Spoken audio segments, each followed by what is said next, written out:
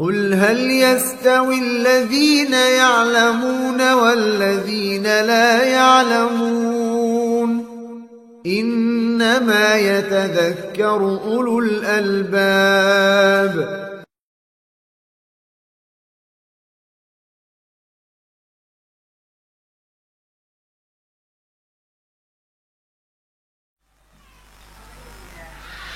Pertanyaan pertama, saya pernah mendengar pernyataan terkadang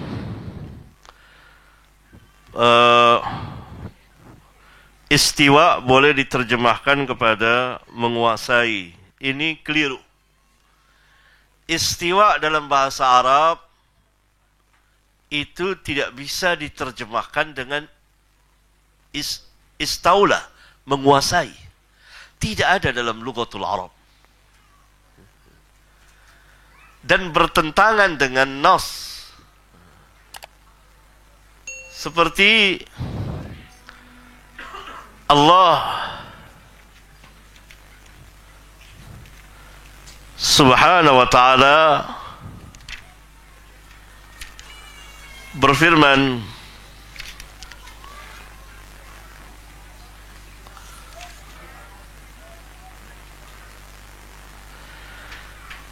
dalam surat Hud ayat 44, ketika bumi dikaramkan oleh Allah, banjir Nuh, peristiwa banjir dikaram pada zaman Nuh, maka Nabi Nuh alaihi salam berlayar bersama orang-orang yang mengikutinya dalam bahtera yang besar dan penuh dengan muatan. Maka setelah selesai, Allah perintahkan bumi untuk surut airnya dan langit agar berhenti turun hujan. Wa qila ya ardu bla'i ma'aki wa ya sama'u aqli'i wa qidal ma'u wa qudiyal amr. Kemudian Allah berfirman, perhatikan baik-baik. Wastawat 'alal judi. Allah berfirman dalam ayat yang tadi kita ulang-ulang, "Tsumma stawa 'alal 'arsy." Allah berfirman tentang kapal Nabi Nuh berlayarnya di mana? "Tsumma stawat 'alal judi." Apakah kita mau menerjemahkan bahwa kapal Nuh itu menguasai bukit Judi? Menunjukkan bahwa kapal Nuh itu berhenti berlayar, ya, berlabuh di bukit Judi, di gunung Judi. Wastawat 'alal judi. Karena itu istiwa tidak bisa diterjemahkan dengan istaula, menguasai. Keliru. Tetapi kita tidak boleh menolak sifat istiwa Allah. Kalau kita tidak menolak sifat istiwa Allah, maka terjemahannya justru tidak boleh kita tolak. Karena terjemahan itu memberikan faedah pengertian kepada kita. Istiwa tidak boleh menguasai. Nanti kalau orang terjemahannya menguasai, walaupun kita menetapkan sifat istiwa, terjadi kontradiksi. Ini tidak benar.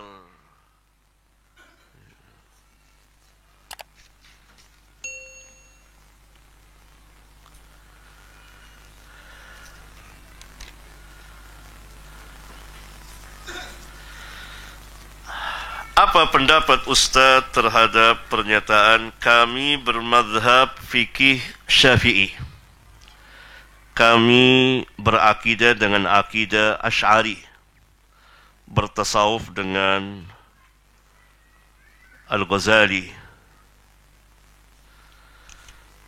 Jelas ini pernyataan yang tidak benar. Dan tidak boleh seorang muslim mengucapkan pernyataan keyakinan seperti ini. Karena apa?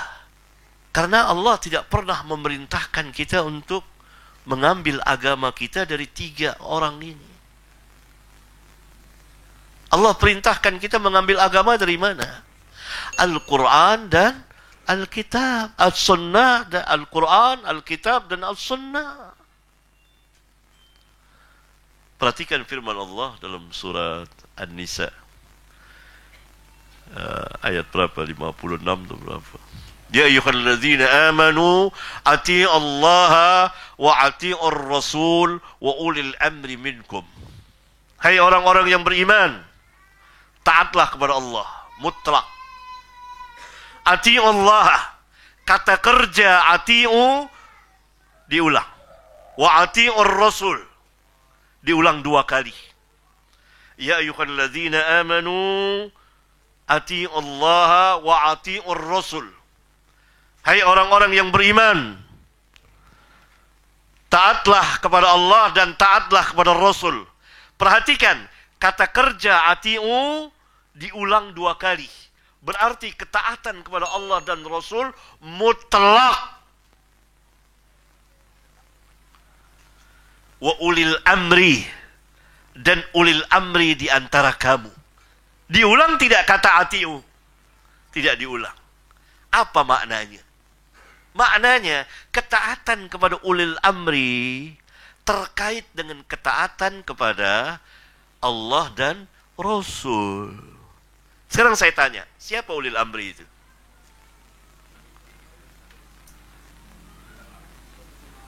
Ada pemerintah, ada ulama. Yang benar yang mana? Ada pemimpin kaum muslimin. Dua-duanya benar. Ulil amri adalah yang mengambil bagian terbesar, al-ulama. Kemudian al-umara.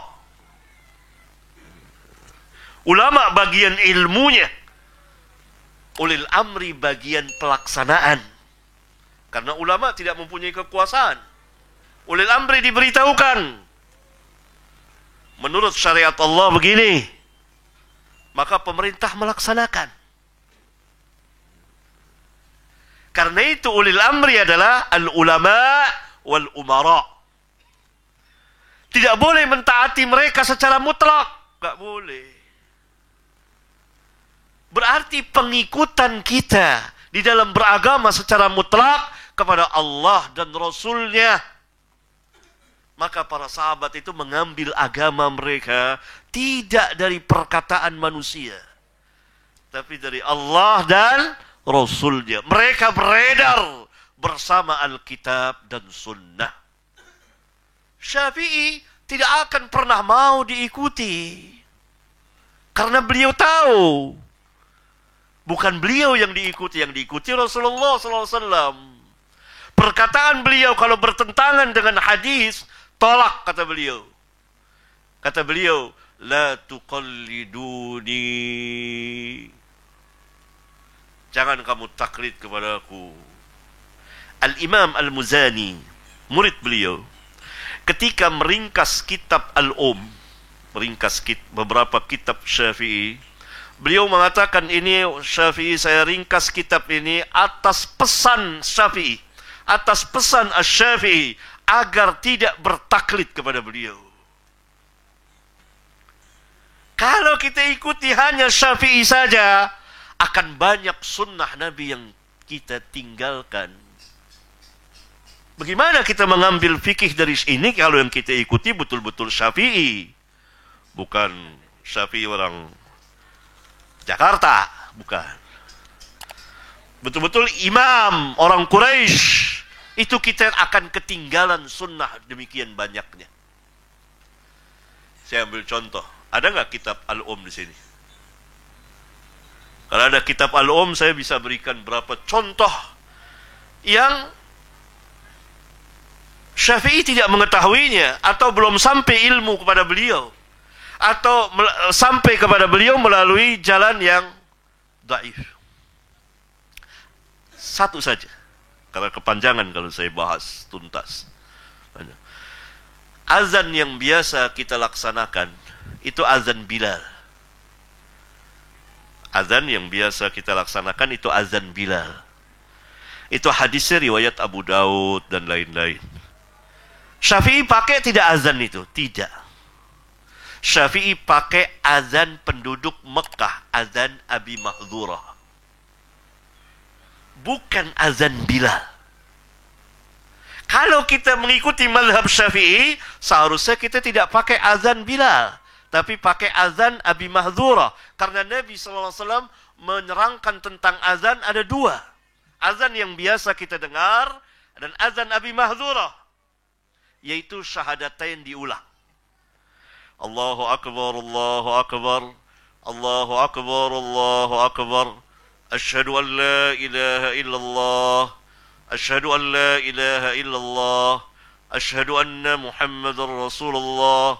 Asyhadu anna Muhammadar Rasulullah. Kalau azan Bilal, hayya 'alas salah, hayya 'alas salah, hayya 'alal falah, hayya 'alal falah. Allahu Akbar, Allahu Akbar, la ilaha illallah. Itu azan Bilal.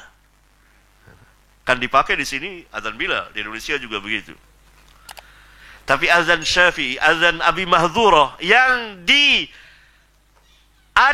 diinikan oleh Syafi'i, ini dia azannya, karena Syafi'i kan penduduk di Mekah, tinggal di Mekah. Kemudian belajar kepada Imam Malik di Madinah, kemudian ke Baghdad, kemudian balik lagi Mekah, kemudian Baghdad lagi, kemudian hijrah di Mesir, dan pada tahun 204 wafat di Mesir. Beliau lahir tahun 150 Hijriah, umurnya 54 tahun. Beliau azannya Allahu Akbar, Allahu Akbar, Allahu Akbar, Allahu Akbar. Asyhadu an la ilaha illallah. Asyhadu an la ilaha illallah. Asyhadu anna Muhammadar Rasulullah. Asyhadu anna Muhammadar Rasulullah. Ulang lagi. Asyhadu an la ilaha illallah dengan suara yang lebih tinggi. Asyhadu an la ilaha illallah. Asyhadu anna Muhammadar Rasulullah.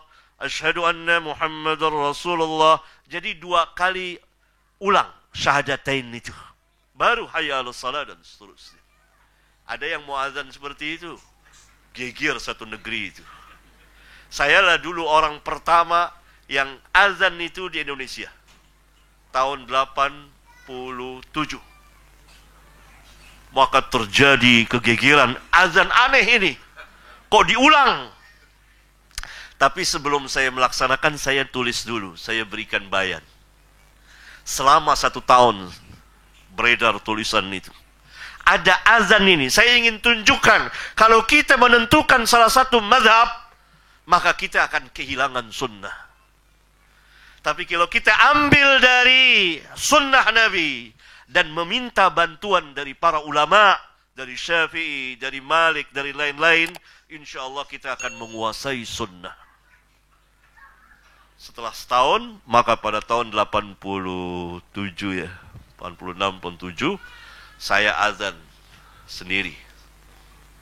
Di masjid tempat saya mengajar. Masjid Jami, besar sekali masjidnya. Azan.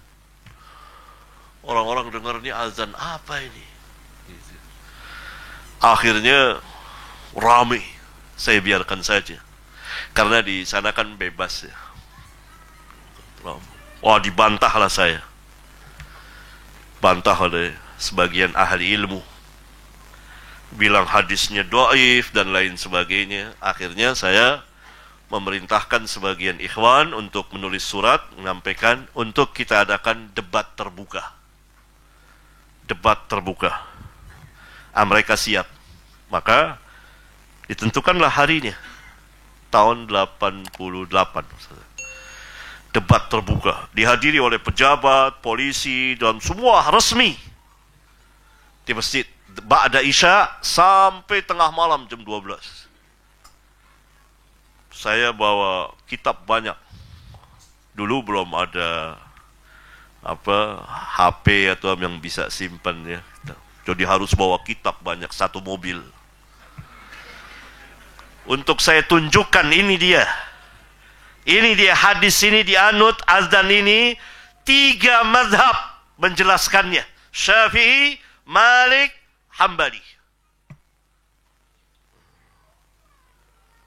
Antum mengaku Syafi'i tapi tidak pakai azan ini. Saya bacakan nih kitab begini, kitab ini begini, kitab ini begini. Hadisnya sahih. Hadisnya siapa yang meriwayatkan? Imam Muslim, Imam Abu Daud. Semuanya di medan perdebatan itu. Sampai akhirnya Pak Kiai pun rujuk. Maka resmilah azan itu dikumandangkan. Maka pada hari Jumat dikumandangkan. Gitu. Kalau di sini ya geger, nanti jangan usah. Gitu. Ini saya hanya memberikan salah satu contoh. Kalau kita menentukan salah satu mazhab, maka kita akan kehilangan sunnah. Tambahin satu lagi contohnya. Masalah fikih juga. Biasanya kita, wah ini nggak kejawab, ini pertanyaan banyak benar. Biasanya kita selepas 2 rakaat, bangkit dari rakaat kedua mau rakaat ketiga, kan mengangkat tangan. Itu sudah jadi kebiasaan kita. Syafi'i tidak. Karena hadis itu tidak sampai kepada Syafi'i. Berarti kalau kita mau ngikuti madhab Syafi'i, ya nggak usah pakai. Tapi kita kehilangan sunnah. Syafi'i, kata Syafi'i, kalau hadis itu sahih, sabit, saya pakai. Tapi belum sampai sama beliau. Beliau ragu. Berarti kita tidak boleh menentukan fikihnya Syafi'i. Nggak boleh. Nggak boleh. Syafi'inya nggak mau. Apalagi dikatakan akidahnya Asy'ari. Seolah-olah Syafi'i tidak tahu akidah. Kemudian Syafi'i lebih dahulu dari Abul Hasan al-Asy'ari. Abul Hasan al-Asy'ari hidup di abad ketiga dan keempat. Dan awalnya Mu'tazilah. 10 tahun di Mu'tazilah. Kemudian pindah ke madhab Ibnu Qulab. Kemudian sampai akhir hayatnya. Kemudian dia menulis akhir hayatnya kitab Al-Ibanah. Dan dia rujuk ke manhaj salaf. Tetapi di manhaj Ibnu Qulab. Sebagian nama dan sifat Allah beliau imani, sebagian ditakwil. Maka kemudian orang menyandarkan akidah Asy'ariyah. Kalau yang diikuti adalah Abul Hasan al-Asy'ari, maka orang-orang Asy'ariyah harus isbat istiwa Allah 'alal arsy. Tapi sebagian orang-orang Asy'ariyah belakangan tidak isbat istiwa 'alal arsy, tapi istaula, menyalahi Abul Hasan al-Asy'ari. Saya pernah membacakan kitabnya di kitab Al-Ibanah. Dan Abul Hasan al-Asy'ari tidak sempurna rujuk ke dalam manhaj salaf. Ada beberapa sifat Allah yang beliau takwil, tafsir lain. Seperti sifat mahabbah, sifat redha, dan lain sebagainya. Itu Abul Hasannya. Saya kira, wallahu a'lam, hanya pengakuan saja. Tapi tatbiknya, penerapannya pun mereka tidak tahu. Apalagi tasawuf Al-Ghazali. Tasawuf tidak termasuk dari ajaran Islam. Dan saya kira panjang sekali kalau saya memberikan penjelasan itu.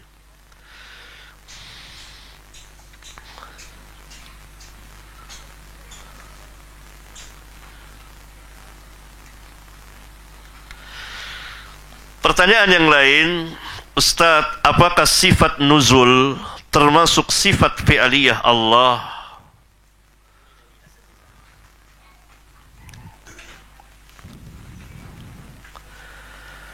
Apakah sifat nuzul termasuk sifat fi'aliyah Allah?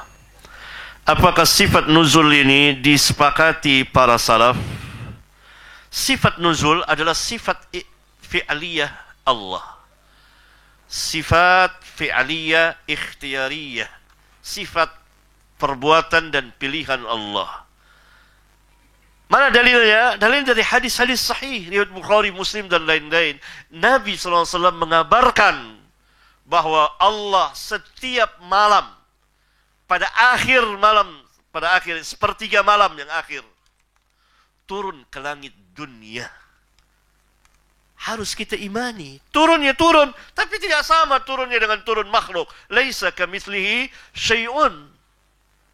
Ketika Allah sudah menafikan penyerupaannya dengan makhluknya, mengapa kita tidak tetapkan sifat nuzul yang layak dan sesuai dengan kebesaran dan kemuliaan Allah? Semua sifat yang Allah terangkan atau Rasul terangkan harus kita imani. Dan ini sudah diijma'kan. Dan ini adalah akidahnya Ahlus Sunnah. Akan dijelaskan oleh Syekh nanti di kitab beliau ini. Sifat nuzul. Sebab ada orang yang menyatakan rahmat Allah saja yang turun pada sepertiga akhir malam. Bukan zat Allah. Ini batil. Ini mazhabnya Jahmiyah. Mazhabnya Mu'tazilah. Bukan Ahlus Sunnah. Kan tadi sudah kita bahas. Allah lebih tahu tentang keadaan dirinya. Karena ia adalah yang paling benar perkataannya, paling bagus perkataannya. Kemudian Rasulullah alaihi wassalatu wassalam. Ya. Nah, mengapa kita ta'wil? Kita tafsirkan lain. Padahal perkataan itu harus diimani apa adanya. Kalau turun rahmat, tidak khusus pada sepertiga malam yang akhir. Bahkan kapan waktu saja bisa turun, Allah turunkan rahmatnya. Tapi dikhususkan sepertiga malam yang akhir. Dan dengan kalimat nuzul, ini berarti kita mentahrif, mengganti. Dan ini telah dibantah oleh kaum salafun as-salihin di kitab-kitab mereka. Dan akidah yang seperti ini adalah akidahnya Jahmiyah. Al-Imam Abul Hasan Al-Asy'ari. Silakan buka kitabnya Al-Ibanah. Mengimani sifat nuzul. Abul Hasan Al-Asy'ari mengimani sifat nuzul. Dan beliau membantah Mu'tazilah. Al-Imam Abul Hasan Al-Asy'ari mengimani sifat istiwa, mengimani sifat wajah, mengimani bahwa Allah mempunyai dua tangan. Tadinya saya sudah rencana mau membawa kitab Al-Ibanah dari Jakarta, tapi mungkin terlalu besar. Ya. Kalau ada yang punya, dihadirkan, baca kitab Al-Ibanah Al-Imam Abul Hasan Al-Asy'ari itu. Diimani sifat nuzul itu. Dan itu kaum salaf. Karena memang Abul Hasan Al-Asy'ari rahimahullahu ta'ala rujuk meninggalkan madhab Mu'tazilahnya yang mengatakan bahwa nuzul itu turun bukan zat Allah tetapi rahmat Allah. Dan ini adalah merubah perkataan dari tempat-tempatnya.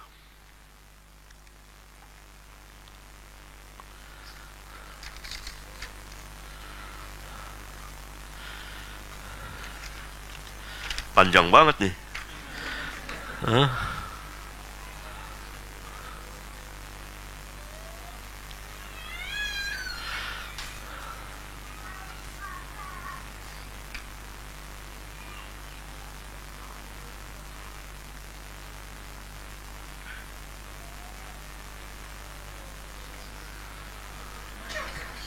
Oh, terjemahan. Ya cari aja.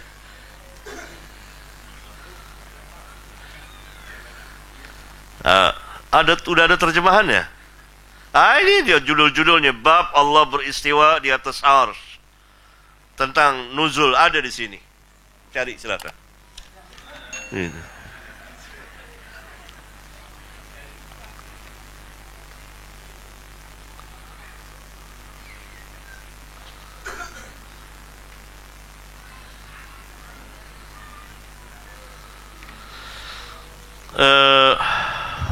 Ini pertanyaan tentang sihir dosa besar. Bahkan Syekh Muhammad bin Abdul Wahab mengkafirkan pelakunya, yakni kalau dia meminta bantuan syaitan. Karena yang mengajarkan sihir itu syaitan. Itu nas Al-Quran. Nas Al-Quran dalam surat Al-Baqarah. وَاتَّبَعُوا مَا تَتْلُو الشَّيَاطِينُ عَلَى مُلْكِ سُلَيْمَانَ وَمَا كَفَرَ سُلَيْمَانُ وَلَكِنَّ الشَّيَاطِينُ كَفَرُوا يُعَلِّمُونَ النَّاسَ السِّحْرَ. Tegas di sini dikatakan bahwa syaitanlah yang kafir yang mengajarkan sihir kepada manusia. Maka jika sihir itu dengan bantuan syaitan, Perlu diketahui bahwa sihir, ia tidak bisa merubah wujud. Misalnya tongkat jadi ular, nggak bisa. Itu yang dilihat oleh manusia, bayangan. Bukan asli ular. Kecuali mukjizat Musa. Ketika Musa melemparkan tongkatnya, berubah menjadi ular. Ular betul secara hakiki. Karena hanya Allah yang sanggup merubah satu wujud kepada wujud yang lain. Tapi mereka menyihir mata-mata manusia dan dengan bantuan syaitan. Ini ada orang, pelakunya sekiranya seorang itu niat untuk melakukan sihir. Adakah dia telah kafir? Saya kira tidak. Ya. Wallahu a'lam. Minta tanya prinsip mendepani tekanan dalam dakwah dalam konsep di Malaysia. Seluruh dakwah harus diawali dengan manhaj dan akidah. Mana dalilnya? Firman Allah tabaraka wa ta'ala, walaqad ba'atsna fi kulli ummatin rasulan an i'budullaha wajtanibut tagut.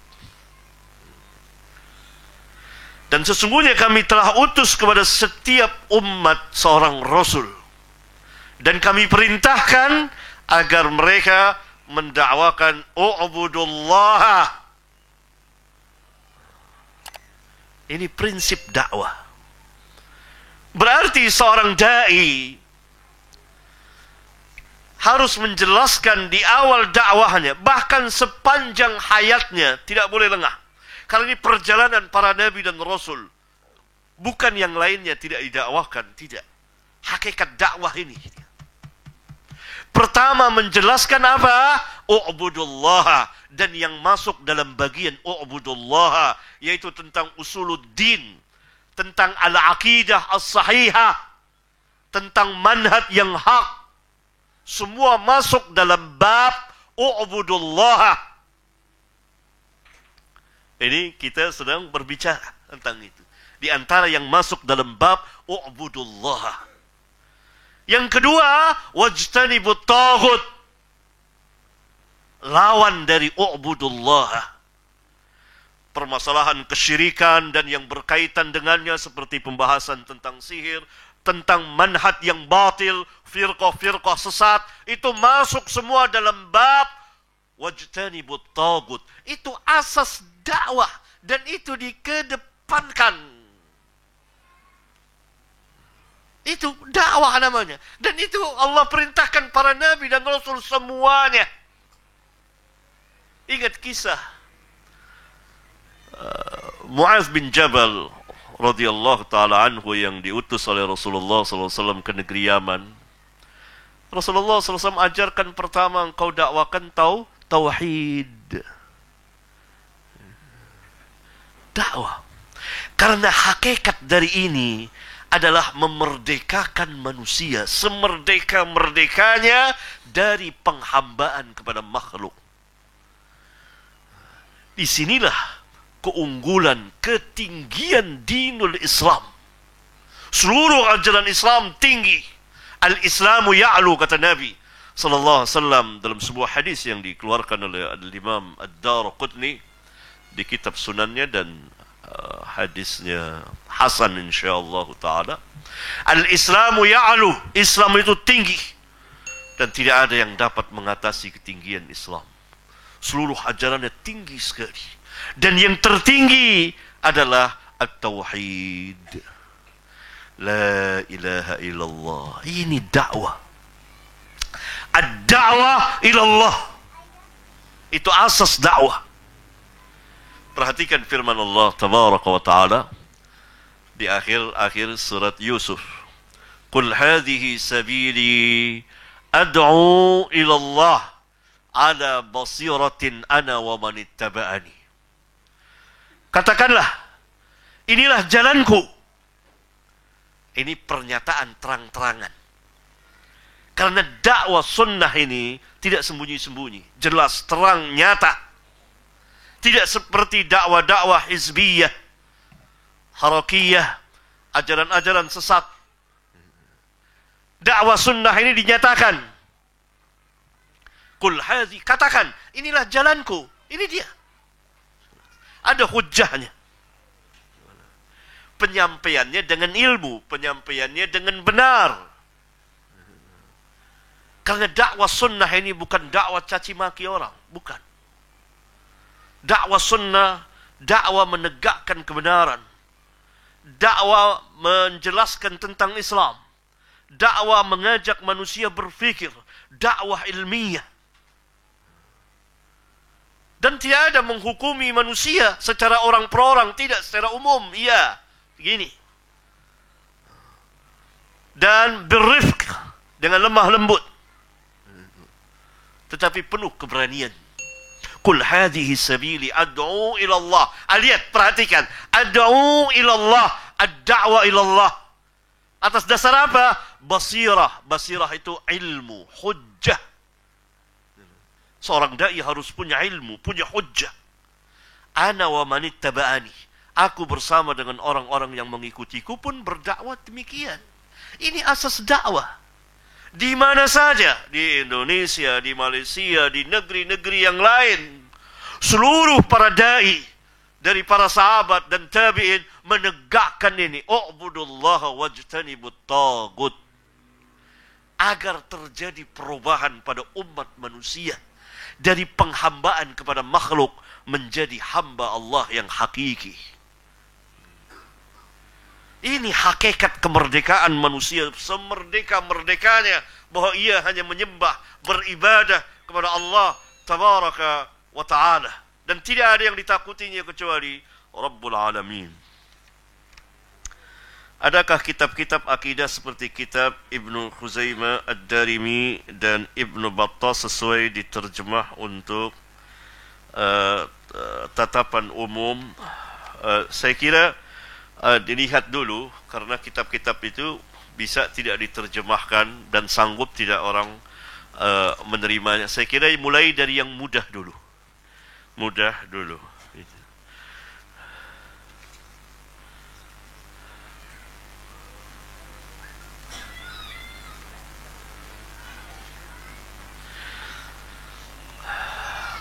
Ustaz, Assalamualaikum Waalaikumsalam warahmatullahi wabarakatuh. Ustaz, dalam terjemahan Al-Quran Muslim Pro surat Sad ya 75 ditafsirkan Muslim Pro Multazam, kekuasaan bukan dua tangan. Jelas salah. Ini mazhab Jahmiyah. Tidak boleh diterjemahkan kekuasaan, batil. Karena kan ada kalimat dua, khalaqtu biyadai. Khalaqtu biyadai. Biyadai artinya dua tangan. Kalau kita terjemahkan kekuasaan, ini salah. Mereka menghindar, tidak berani menerjemahkan dua kekuasaan.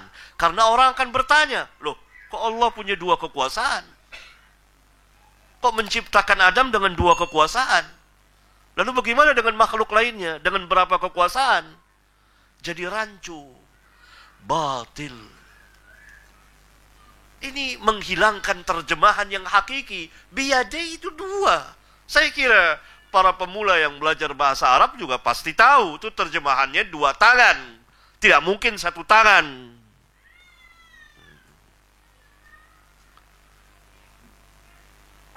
Ini batil ini. Harus terjemahannya dicoret, diganti, diberi catatan yang benar dengan kedua tangan. Gitu.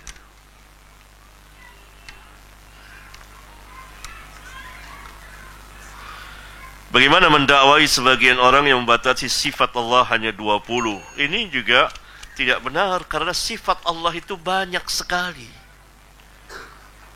Sifat Allah banyak sekali. Lebih dari 20.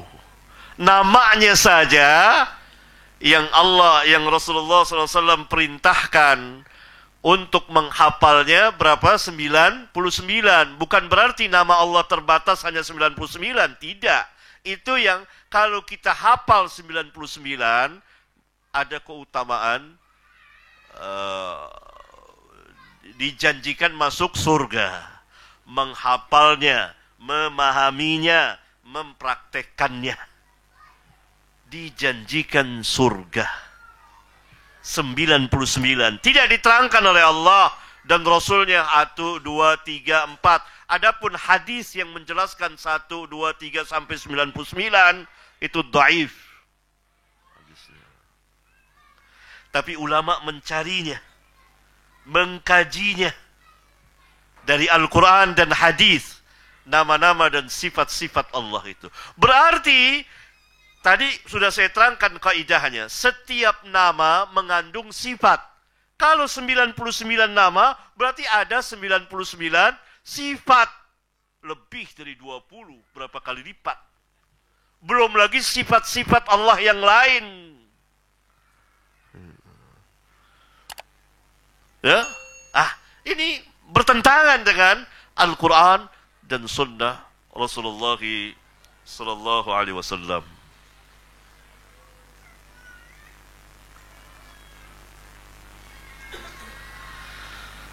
Ustaz, manakah lebih bahaya mentakwil, yakni mentahrif, menta'til atau mentafwid? Mentafwid, dua-duanya.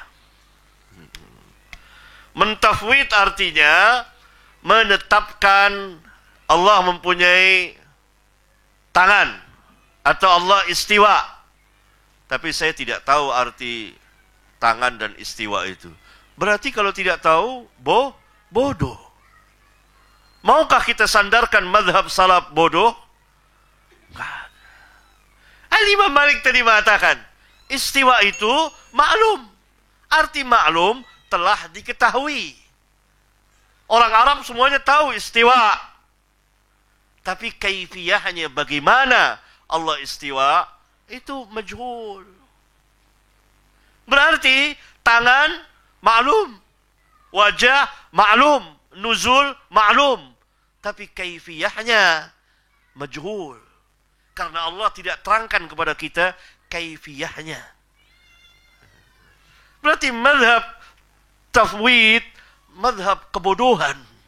Beranikah kita mengatakan Jibril mendengar firman Allah dari Allah, kemudian Jibril menyampaikan kepada Rasulullah SAW, Ar-Rahmanu al-Arsh istawa. Jibril tidak tahu istiwa, Rasulullah SAW tidak tahu istiwa. Kemudian Rasulullah SAW menyampaikan kepada para sahabat, dan para sahabat juga tidak tahu istiwa.